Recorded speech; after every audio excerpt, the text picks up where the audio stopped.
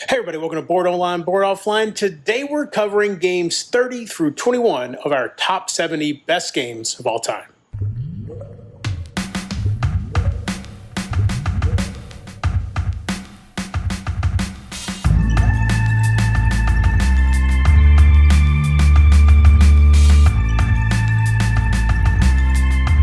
Hey everybody, welcome again to Board Online, Board Offline. As I said, we're covering games 30 through 21 of our top 70 best games of all time. So we are getting into the tip top of the list here, the very best of the list. Now, I have played just shy of 400 games, so this list overall represents a little bit less than 20% of the games that I've played.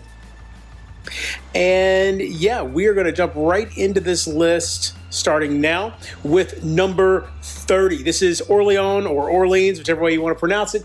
This is a bag building game. It's a sort of worker placement, but you're collecting different workers and then placing them out. It's kind of an action selection game as well. So you're placing them out on your board. You are then, you might need a farmer and a boatsman and a knight to do one particular action. And a different action might need a scholar and a monk, for instance. And so you're using the different workers to do the different actions as you go through medieval or Renaissance France, something like that, trying to be the best merchant. You're, collecting cheese and wine and cloth and all this different stuff, and just building up victory points the way you would expect the final score to be is who has the most victory points. But it has I believe 16 or 18 rounds. There's a different event that happens every round. Lots of cool stuff going on in this one. That's Orleans. Number 29 is Viticulture. This is takes place in Italy, kind of same time frame as Orleans, but you are you're growing grapes, turning them into wine. You can upgrade your wine cellar. You can upgrade your farm. It's a worker placement game, and it's really tight worker placement game because in this case you are fighting the other players for the placement spots since they happen on a central board that everybody's using. And so you are trying to build the most prestige in this case to be the most prestigious wine grower in Italy.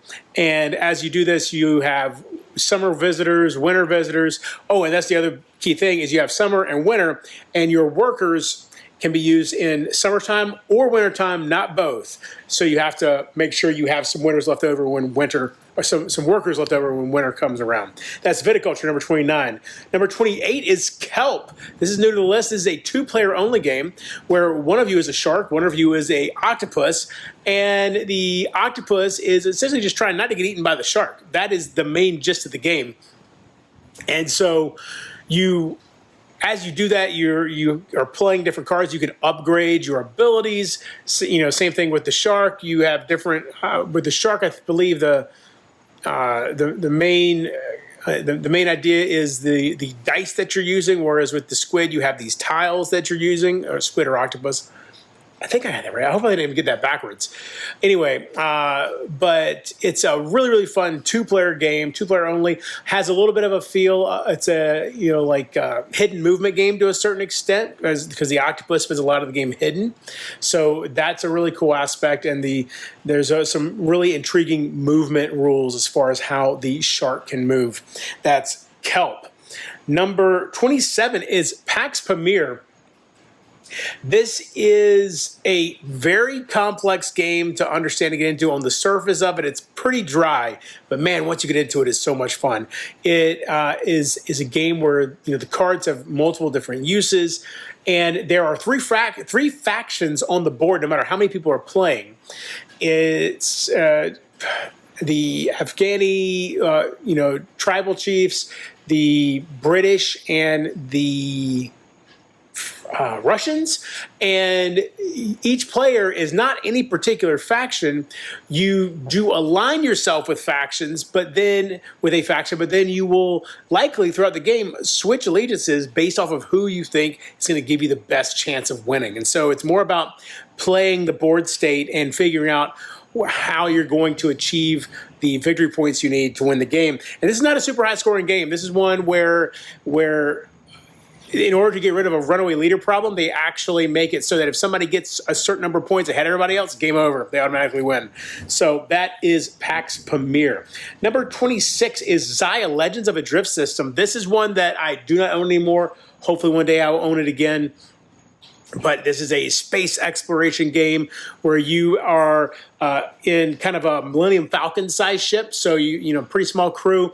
You can upgrade your ship though. You start with a small ship. You can upgrade as the game goes on. You can do all kinds of things. You could be a merchant. You could be a delivery person. You could be a pirate. You could be a lawman.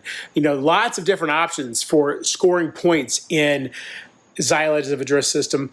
And you know, it's all about the modular board and exploring and using the polyomino style storage system in your ship. So many cool concepts, and all the minis come painted. That's Xia Legends of a Drift System. Oh, and the expansion really improves the game as well. Number 25 is Twilight Imperium 4th Edition. This one's going to get played in just about less than a month at this point. Very excited for that. So, Twilight Imperium 4th Edition is another massive space game on a much larger scale because you are in control of an entire civilization and you are trying to become the most dominant civilization in the game. And it takes place over, I can't remember how many rounds, but essentially it's like a 6-hour game. There's a political phase where you're passing laws and all this kind of stuff. And you know, alliances are made and broken and friendships are shattered, and it's a great time. That's Twilight Imperium 4th Edition. Now, Cloudspire at number 24. This is an interesting one that is still this high because honestly I haven't played it in quite a while. And that's because I found out about the upgrade that there's like an upgrade pack and all this kind of stuff, and the upgrade pack was unavailable, and then I was just like, man, I really want to relearn the rules, but I know there's a new rule set out there. I should just grab that new rule set. But this whole thing finally got the upgrade pack ordered because they redid the Kickstarter and you were able to get it again. And so that's on the way. It'll be here at some point, at which point I'll be bringing Cloudspire to the channel again. But Cloudspire is, you've got these, all your people are basically poker chips, and they have, you know, all the information that you really need on there. Plus, there are a ton of special abilities, and so every faction has its own double-sided reference sheet for faction abilities. I'm pretty sure they're double-sided. And it's essentially you are trying to take out the other person's fort, basically. And your certain units, you can control their movement. Other units, the movement is very much just go straight for the fort. And so it's a pretty interesting concept, and lots of strategic and tactical depth with all of the special abilities and all the different types of characters and terrain. Really, really cool. Cloudspire. Number 23, Nemesis Lockdown. Never played the original Nemesis. I've only played Nemesis Lockdown. I love this game. It is so much fun. It is Aliens the game. You are on Mars, and these aliens are coming out of the ventilation shafts, and they are deadly. You do not want to go up against these guys if you can help it. But, you know, you have either a corporate goal as your personal goal or a different type of goal. I can't remember what it's called. But if it's the corporate goal, you get a good shot. You're going to have to, it's just like you're just trying to save yourself. You don't care about anybody else. The other version of the goal is more team-based. And so on top of that, the corporation has a contingency, and you got to figure out what that is, because if you escape the wrong way, if you escape these aliens in the wrong way, you might end up being dead. Because maybe the contingency is they're going to blow up every single pod that shoots off from the planet, and you know, in which case you wouldn't want to escape in those pods. That is Nemesis Lockdown. Number 22 is Skyrise. This is now I've only played the Kickstarter version of the game, but this is a phenomenal looking game, and the deluxe version has, you know, all the 3D buildings that you put out on the table. And you essentially are, you have a couple of different special goals that change, every game. But you're putting out your buildings on the board, and there's a whole numbering system that you got to abide by when you're doing it. And it looks so gorgeous when you're done with the game, and it's very, very cool looking. And it's one of those things where at the beginning of the game you feel like you've got so much room to play with, and then as the game goes on, it gets tighter and tighter and tighter until you really are stressing where you're putting each of your buildings. That is Skyrise. And number 21 is SAS Rogue Regiment. This is a cooperative game, World War II game, where it's 1 to 4 players. It all depends on the scenario you're playing.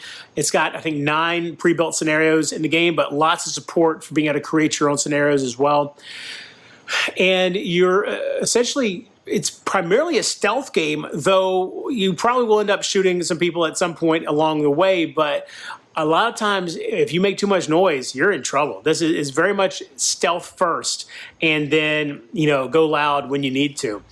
So no minis in this game. Everything is tokens, and it does a really good job, I feel like, of taking some of the more complex World War II game concepts and bringing them into a more streamlined, easier to play version of the game, if that's what you're looking for. That's SAS Rogue Regiment. Thanks so much for watching. Obviously, I did not get all of these videos made while I was on vacation. Turns out, I thought that I just couldn't hack the hot sun anymore and couldn't hack being on the river all day. Turns out the whole week I had a sinus infection that I was tamping down with 1,000 to 2,000 milligrams of ibuprofen every day. So I could not get all the videos done. But here we are. We're back at home. I'm going to get these videos done. And so thanks so much. I've got, this was through 21, so we've just got 2 more videos to go. And can't wait to show you what made the top 10. Definitely a few things that you will not be surprised about at all if you have seen these videos before, but there's going to be some surprises in the top 10 as well. So be sure to come back and check that out. And until next time, if you're bored online, bored offline.